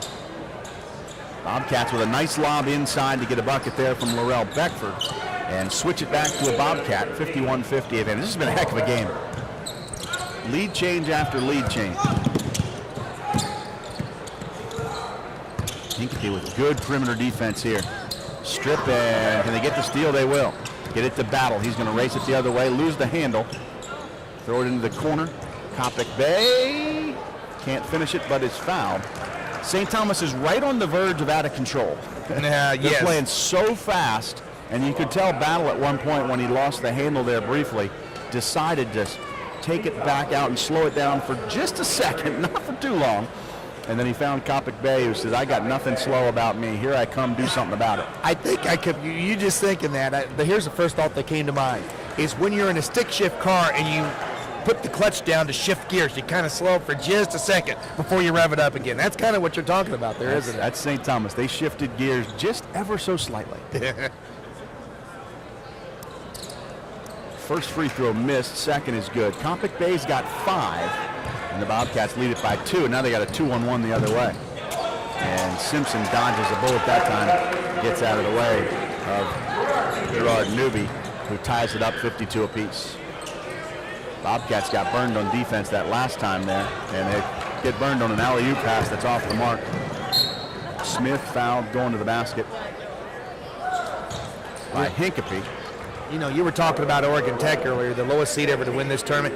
I've said, and we've made this statement, it was really true last night, some of the best games we've ever had in this tournament have been the late games the first night, when it's, you know, you and me and a dog named Boo that's here after a lot of people is cleared up. I've been here oftentimes, including last night. Yes, but in that championship run for Oregon Tech, what folks don't maybe forget is that Oregon Tech, in the late game that first night, had to hit a shot at the buzzer to get by Dominican in the first round. Just to win the first round game. Just to win the first round game, and then they went on and won the national championship after that. I mean, those are the type of things that happen here, and even teams that have won the championship, a lot of those teams will have a game that could have gone the other way. C of O won it in 86. That's when I graduated college. In 2006, they won the national championship. But in the second round, William Jewell had them beat, and they had a late breakaway in 2 free throws with 4 seconds to go just to get out of that round, and then they rolled from there. Yeah, it's crazy how competitive the games are from start to finish. Tied at 52. Bobcat basketball double team, going to skip it over to Battle. Going to be short. Monte Simpson with the rebound. Kick it back out to Coppic Bay. Goes in and kicks. Hinkapy can't finish, and over the back there. Going to go against the Bobcats on Laurel Beckford. Yeah, Turek Smith with good position inside that time. Again, getting that perimeter set and not allowing St. Thomas to get over and get a rebound. Not as many fouls so far called here. Yeah, here in the second half, it's been a little cleaner. In the first half, we racked up some fouls pretty quickly. 4 against St. Thomas, 3 against Union here, and we've played almost 8 minutes, 12-18 to go in the ballgame. Tied at 52. John Phillips, Scott McCauley here bringing you game 15 of the 2014 version of the Men's Division II National Tournament here at the College of the Ozarks.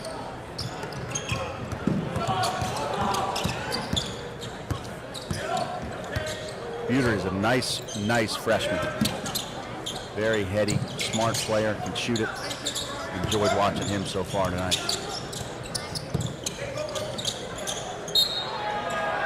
And almost got the basket in one opportunity. Newby's going to have to earn it on the free throw line. Foul's going to go against Devon Bryant. His third personal. Newby's got 6 on the night. He is also a freshman.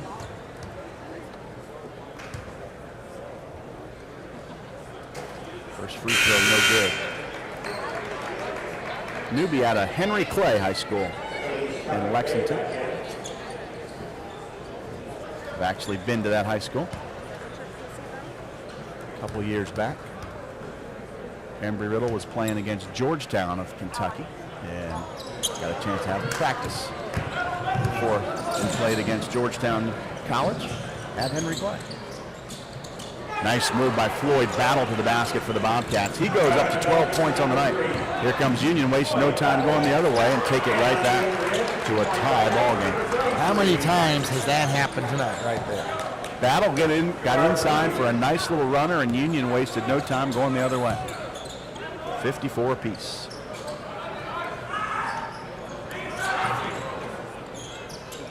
Battle almost turned that one over, but the last second decided to hold on to it. And got an offensive foul on Roberto Guanipa. Yeah, he kind of threw the leg out a little bit as the defender was trying to get through the lane there, and the official was right there to see it. That's a big one because that's going to be foul number 4 on him. That's 4 on Guanipa. They're going to leave him out there with 11:19 to play.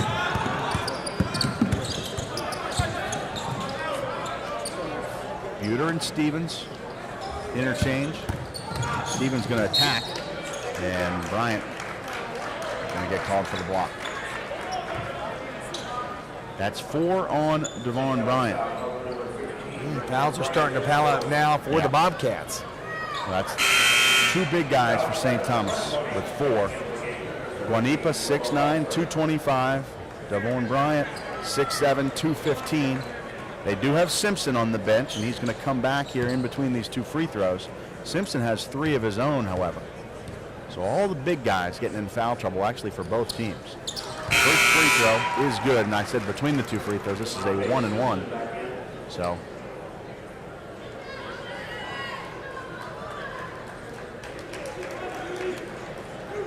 he does make the first and earn the second. It's a 1-point Union lead because of that free throw there, and 1 more coming.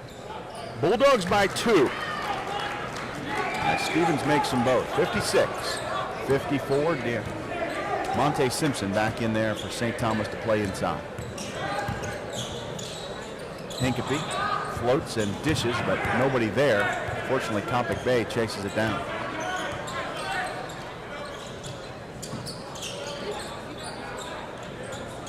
Battle will back it off. Shot clock's down to 12. Battle between the circles. Step back. Off the mark. Union going the other way. 2-on-2. Trailer to Smith and short. Rebound long and 3 balls good for DeAndre Stevens. 5-point Union lead. Lead their biggest of the night. In this game, 5-point lead is a huge lead. It's been 1 or 2 for seems like most of the night. into Simpson for an alley-oop and a stick in.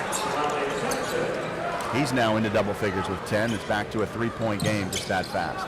10 minutes exactly. We are midway through the second half. Stevens all the way to the rack, can't finish but is shoved. They're going to say Hincapie gave him a little push. Okay, you got me thinking of analogies now after we did the gear shift in the car a little bit. This is almost like a boxing match. The boxers are kind of holding up, and then all of a sudden they'll throw a couple quick punches. They'll score a basket at the other, and then here we go again for a little bit of almost a rope-a-dope, and then a couple quick jabs, another couple of baskets. It's kind of been that type of game tonight. It has been a couple of heavyweights doing battle here. Keeter Gymnasium.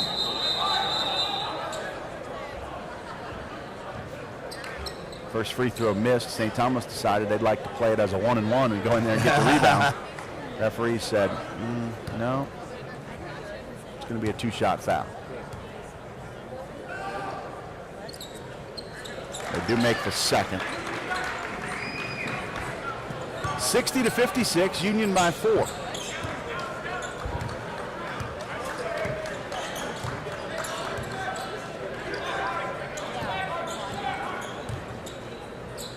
Topic Bay penetrates the zone, can't get it to finish, but Hincapie chases down the rebound. Battle back to Topic Bay to reset it.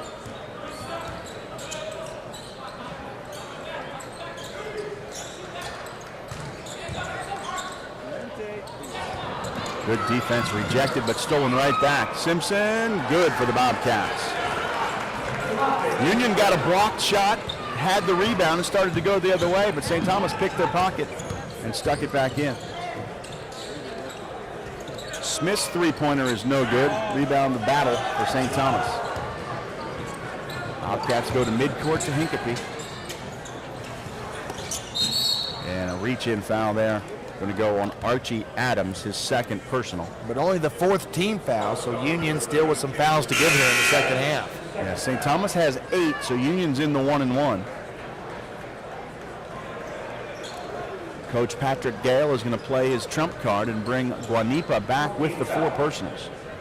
You know, a lot of times you see coaches kind of almost go offense-defense here. You can, whichever way you want to do it, whichever way you need him the most, you put him in for some limited action, but if you can get a stoppage of play, you get him right back out.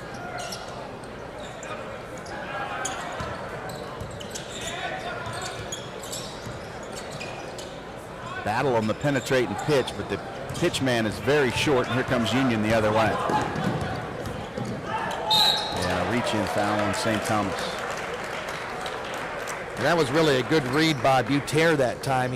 Even though he was even, I think he realized he was not going to be able to get all the way in himself, so he took a slightly different angle to get to the basket. And then, as we've said all night long, he made that power move to go up, so he would draw some contact and get to the free throw line. Buter's first free throw is good, puts him over the double-digit mark to 10 points on the night. Hey, you made this comment earlier. He is a nice-looking freshman. He got a lot of tools, doesn't he? Yeah, he's got 3 three-pointers tonight, and Buter's got 43 three-pointers on the season, averaging 10.2 points and 77% free throw shooter. Typical Kentucky basketball player. Very fundamentally sound, shoots it very nicely. Smart player, good handle tonight. Just looks like he's been out here a dozen times before. You wouldn't know it's not only his first appearance at the national tournament, but first postseason game as a freshman here at the national tournament either. And Bryant fouled hard. He'll go to the free throw line. Yeah, that was the perfect definition of a hard foul as he was slammed to the ground. But again, he went in there knowing that that could happen and made that strong move to get to the line to try to keep his team in it. And again, Patrick Gale, as you mentioned, going to the bench. He's going to bring Runnapie back into the ball game again, kind of doing the offense-defense thing. Last foul went on number 30, Tremaine Elias.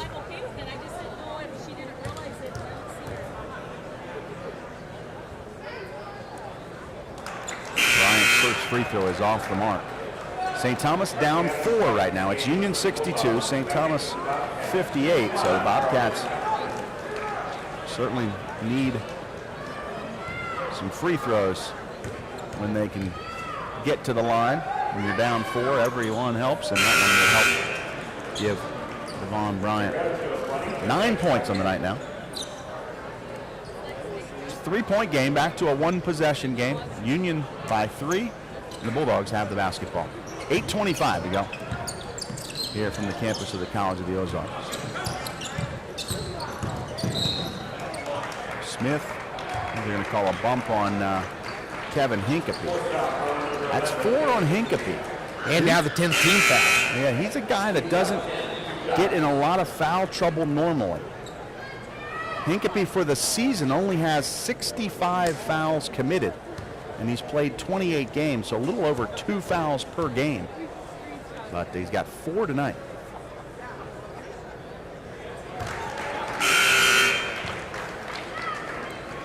And Tariq Smith knocks in the first free throw. He's got one more coming.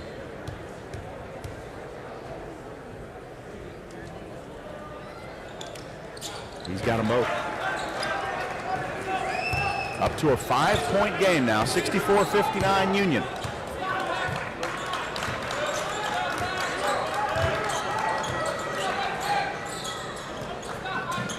Bobcats need to answer here. 5 is a big lead in this game.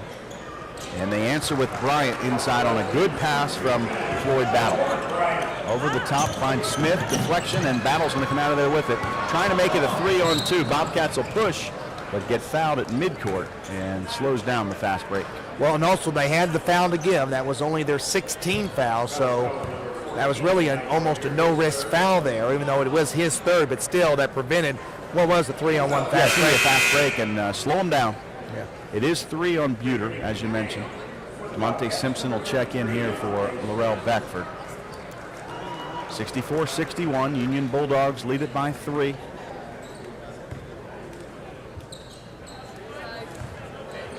Inside the 8-minute mark. Union's going to stay in that zone. Topic Bay tried to take a long 3-pointer and missed it. Simpson rebounds again, and ball ends up in the hands of Tariq Smith, but he's out of bounds. It'll be St. Thomas basketball. Everyone was battling for the rebound. He just lost where he was. Yeah, he got the rebound, but he was out of bounds when he got it. Battle's thinking about a 3, but passes it up.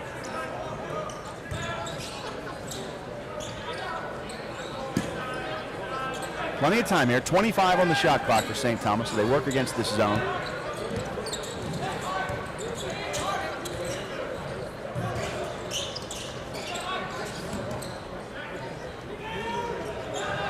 Another offensive rebound, back up, blocked again out of bounds. St. Thomas will keep it. I think they've had 5 shots and 4 offensive rebounds, but still nothing to show for it points-wise. Yeah, the ball's been down that end for a while here.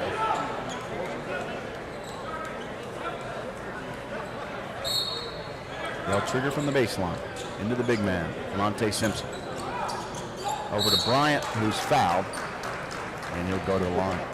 And that is now going to be foul number 4 on Jared Newby as the foul totals. And I guess when you've had as many fouls as we've had in the game, John, it's inevitable that we're going to start having the foul trouble we have. But a lot of players for both teams now with those 4 fouls. Bryant hits the first. Gives him 12. Yeah, Newby and Johnson are both big guys with 4. And St. Thomas big guys, Guanipa and Bryant, each have 4. But the additional person with 4 for St. Thomas is the critical one, their point guard, Kevin Hincapie. And actually now they're going to bring Johnson back in, Union will, with 4 fouls. So Johnson and Newby both in the game now with 4 fouls. Bryant hits both free throws, and we're back to a 1-point game. He's going to go to the bench for Laurel Beckford. And Guanipa also came in for Simpson.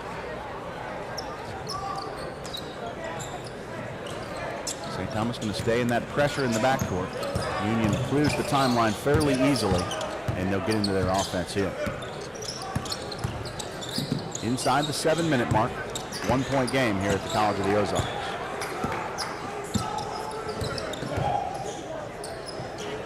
Stop and pop from 15 is no good. Guanipa pulls in the rebound for St. Thomas. That was was Stevens trying to create one-on-one. Couldn't get it to work out, and here comes St. Thomas looking to take the lead here with a bucket.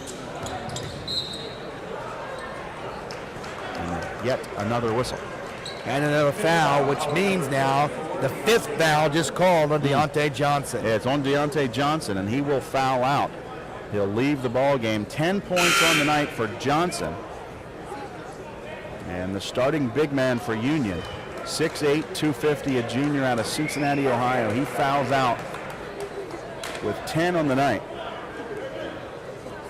And St. Thomas back to the free throw line. Chucky Beckton, our free throw shooter. First is good. This is a 1-and-1. 8 team fouls against Union, 10 on St. Thomas, so Union's already in the double bonus on the offensive end. But Beckton had to make that first in order to earn the second. And he makes both to give St. Thomas a 1-point lead, 65-64 in favor of the Bobcats. And again, Deontay Johnson, the big man for Union, out of the game with 5 fouls.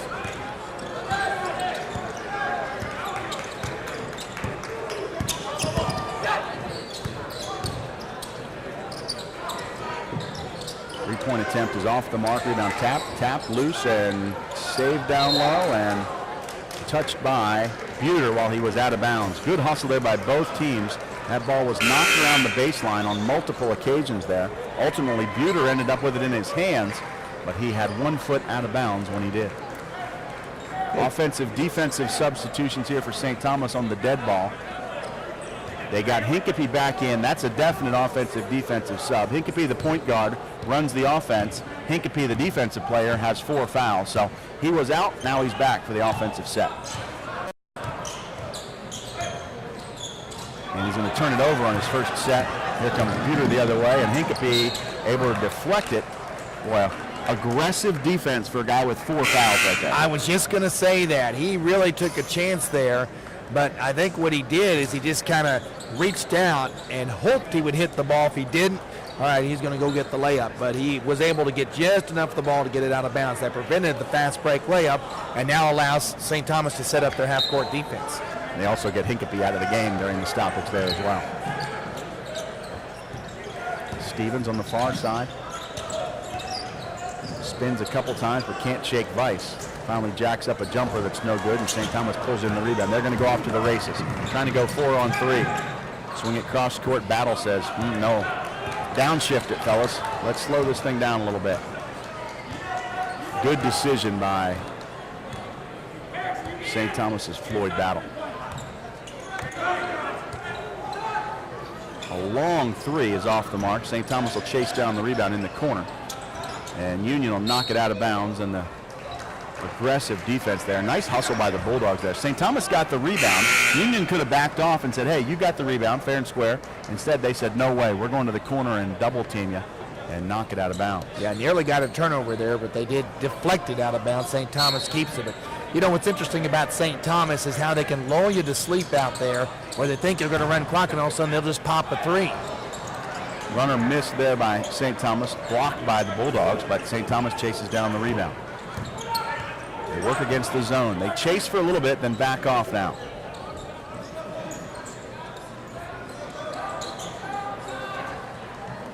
Patience against the zone, down to Bryant, up, under, and in for DeVorn Bryant.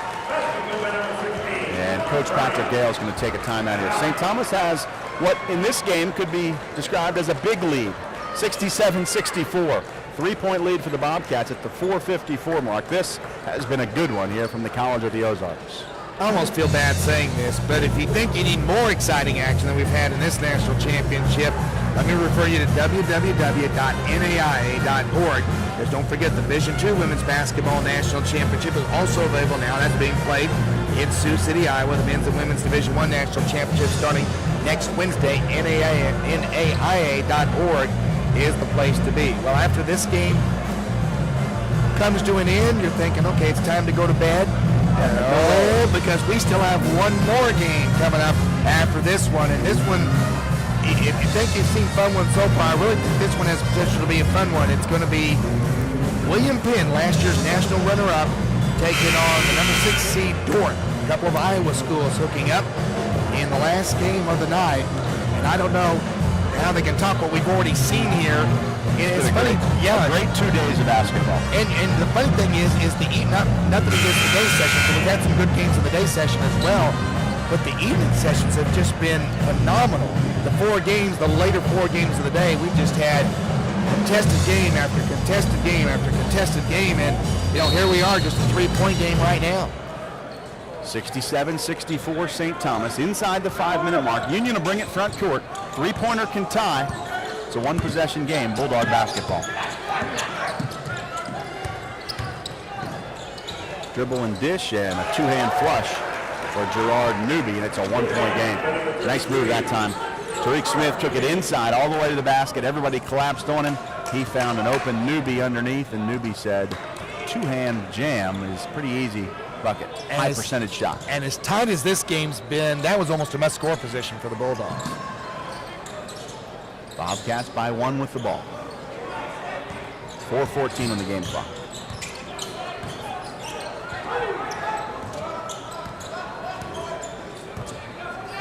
Battle going to try to do it all himself. It's way off the mark on the 3, but a long rebound for the Bobcats. They'll throw it out to center court and reset it.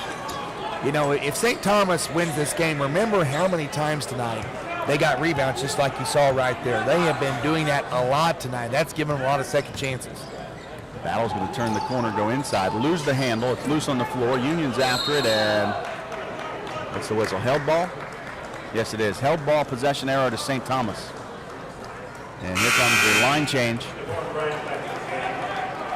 4 fresh bodies for St. Thomas coming in. Coppic Bay, Bryant, Simpson, and Kevin Hincapie. 3:43 to go. Shot clock does not reset. It was St. Thomas ball when the held ball was whistled. So they keep the remaining 16 seconds. They'll have it underneath their own basket to trigger. Dangerous lob. Simpson with a basket and 1 opportunity. He is so big and so strong. Boy, that is a huge answer for St. Thomas right there. And pardon the pun on that when I say that, because it really is a huge answer for them as they get the basket and the 1 opportunity in a situation where, quite frankly, Union had kind of flushed them a little bit defensively. It was a dangerous lob into Simpson to begin. And he can't finish the 3-point play, but he does score a bucket. Free throw no good. 69-66. Bobcats lead it by 3. Again, pressure in the backcourt. Uter will hustle at front court and start the offense. Bobcats playing straight man as they have most of the night tonight. Around the horn, far side. Smith's jumper is off the backboard, no good. Offensive rebound. Putback is no good, but a foul. Simpson hacks the arm of Archie Adams going up. That'll be 4 on Jamonte Simpson, and Adams will go to the free throw line. 6 points on the game for Adams, all coming in the first half. Hasn't scored yet here in the second, but he's got a couple of free throws to try and do just that. I'm almost afraid to ask that. Do you have any eligibility left? At this rate, there may be some people over here on press row that may need to help finish this thing. A lot of folks in foul trouble here tonight. St. Thomas goes back to that similar offensive-defensive substitution here. Get Hincapie back, get Coppic Bay back. It's a 2-point game with 3:10 to play. Been a wonderfully played game, very close, very competitive throughout the night. That free throw is off the mark, and Hincapie, the little fella out there, pulls in the rebound. Looked like Simpson had it and went right through his fingertips, but Kevin Hincapie able to corral it. The Bobcats come front court. So should we expect the Bobcats now to really run the clock and really look to get this thing down? I don't think so. Simpson, power move, no good. Tip back, no good. Hincapie's got a rebound. He'll head to center court.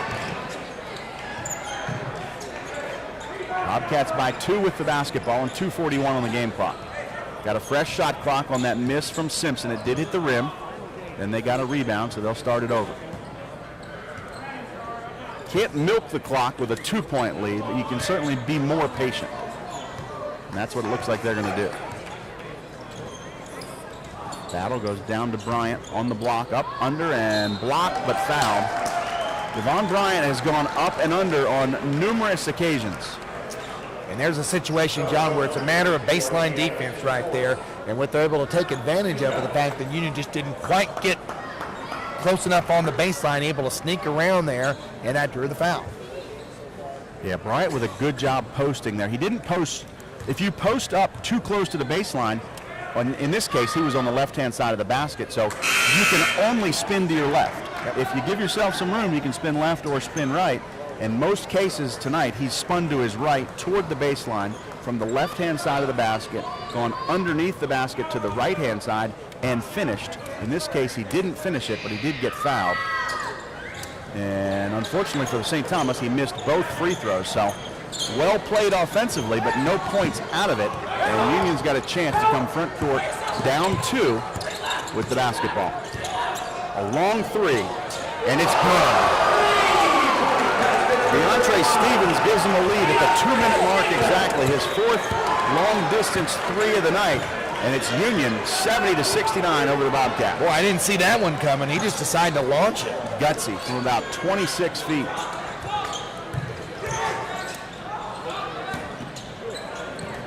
Can St. Thomas answer and take the lead back? With 1:40 to play, down 1. Shot clock to 10. Battle on the perimeter going to create. It's up to Floyd Battle. Here he comes. Step back and dagger. Battle says, hey, you got a 3, I got a 3. Bobcats reclaim the lead. Double team, splits him. Here comes Buter. Down the paint, runner. Can't finish it, but a tip in.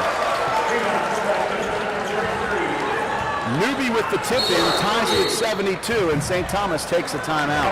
Well, you talked about 2 boxers that were trading jabs. Well, they just traded some haymakers right there, but each able to answer. First the 3 from Union, then the 3 from St. Thomas, and then an answer from a tip in by Newby. We're all tied up, 72 apiece with 1:08 to go here at the College of the Ozarks. This is what the national tournament's all about. It absolutely is, and so I would say that, you know, as we've gone through and said how much difference are there between the teams, well, you've got the number 11 team in the country, St. Thomas, you've got the number 22 team in the country, Union, and I know sometimes styles means a lot, sometimes you get different matchups, but I'd say, I think the answer is there much difference? 72 all, a minute 8 to go, I think you have to say no. Yeah, we've played 38 minutes and 52 seconds, and we're all tied at 72. Yeah. What's the difference between number 11 and number 22? Not much. Yep. Number 12 and number 21? Not much. We've seen it all day long today and all day yesterday. Yeah, we're not done yet. Nope, we still got one more exciting game later tonight. 1 minute on the clock exactly. Battle. Spread the floor. Union's going to stay in that zone. Floyd Battle dribbles the basketball and works the clock. Trying to post Bryant. Here comes Hincapie for a floater. Around the mark, no good. Long rebound tipped out. St. Thomas got another chance. Throw a lob in, dangerous, and who's got it underneath? Union's got it. And timeout taken by Buter. St. Thomas went to the well one too many times. Bryant was open underneath and flashing his arms, and Battle tried to throw it to him. He tried to throw it through about 6 bodies, though. 5 of them were wearing black shirts, and one of them got a fingertip on it. It rattled around a little bit. Buter ended up with it, and it's 40.4 on the clock. It's still tied at 72. However, the ball has changed hands, and it's now in the hands of the Union Bulldogs. Tie game. They'll have the basketball. Yeah, and I think the problem was he was open, but I'm not sure that the player outside could see how close to the basket he was. In order to throw it high enough to avoid the defenders, I'm not sure he didn't think he might hit the bottom of the backboard or something, so he tried to put a little off of it and just couldn't quite get it there. But now here's where you get the shot clock situation. Union cannot run the game out and take a final shot. There is about a 6-second difference between the game and shot clock, but I've always thought, John, and we even talked about this in one of our earlier games today, when you get about this 5 or 6, I'm not sure there's a lot of difference in how you handle this situation. Yes, you can't run the game out, but in essence, you could probably go for a final shot because in that sequence, most times you're going to try to take a shot within the 4 to 5, 6 second mark anyway. Right. So you want to give yourself a chance for an offensive rebound. Absolutely. And you're assuming that to get an offensive rebound, the ball's going to hit the rim, and when the ball hits the rim, the shot clock resets. Or in this case, would shut off. Yeah. Yeah. So if you shoot it with, with 2 or 3 on the shot clock, in this case, there'll likely be 7 or 8 seconds left, and you'd have time for an offensive rebound, but it also gives St. Thomas plenty of time as well. Both teams in the double bonus. Possession arrow favors Union. Stevens guarded tightly by Hincapie. You kind of surprised he's in the game right now? No. In crunch time, you need your point guard out there. He's a good on-ball defender. Shot clock to 16. Stevens and Hincapie, mano a mano. Throw a lob, and it's picked off by Battle. Battle's going to go the other way, and Patrick Gale says timeout. Just like St. Thomas took a very high-risk pass underneath, Union did the same thing. I really don't know what. I didn't have a good angle because we're on the side court, and Stevens was on the far side of the court. He was going parallel with how we're sitting, so I couldn't see what he saw. We could see the one at the other end of the court very clearly. But that was just, ultimately, you hate to pick on one player, but that was just a bad decision there to throw that ball underneath. And actually 2 bad decisions. First one is he backed up so far to the baseline. He was trapped. He was almost at midcourt. He was at the midcourt line and is behind him. He had the sideline to his right. And so, when he was close to a 5 count. So, he had to get rid of the ball. So he kind of put himself in that no-win situation. But now the shoe's on the other foot. Of course, the shot clock is off. Pretty obvious here. St. Thomas holds for the final shot. Shot clock is no factor anymore. St. Thomas has 14.8 seconds to take the ball and try to get a basket here of any variety, 2, 3, free throw, whatever it is, as long as you don't give Union a chance to get the basketball back. The worst you can do is go to overtime, so definitely advantage to St. Thomas. Again, both teams in the double bonus, so any foul will be 2 free throws, but critical possession arrow favors Union. If they can get a held ball, they can get the turnover here in the final 14.8 seconds. And because Patrick Gale waited to call the timeout, they will take the ball at half court. So basically a half-court setup for St. Thomas, 15 seconds to go. We'll see if we get a winner in regulation. Battle at the midcourt line. Union's going to set up in their same basic 1-2-2 zone. Battle with 8 at the top of the circle. Down to 4. To Hincapie for 3. That'll be the ball game. Kevin Hincapie for 3. They will get together and confer and look at the monitor. Nope, they're not even going to bother to look at it, and I think that's the right call. It was a no-doubter on whether it was off in time. Hincapie for 3, and it is good, and the Bobcats in the first true buzzer beater of the tournament, 75-72, Kevin Hincapie, the game winner tonight. Boy, we talked about Chitty being on defense, but they got the stop. He was in at the right time, and, you thought they waited long, but you mentioned how patient St. Thomas is. They waited, they used every last second of the clock. And we talked about textbook, John. That was a textbook way to run the last second shot, and St. Thomas checks the box in the victory column with that. They sure do. Battle held it for a long time at midcourt. I thought he may have held it too long. As soon as Union thought he had held it too long as well, they collapsed on him because they thought he was going to shoot the 3 from the top of the circle. He threw the perfect bounce pass to Hincapie, a catch, a shot. The ball's about midway to the rim when the horn went off and the red light went on, and Kevin Hincapie draws nothing but the bottom of the barrel, and the Bobcats win it by 3 points over Union College. I'll talk about a couple other things you want to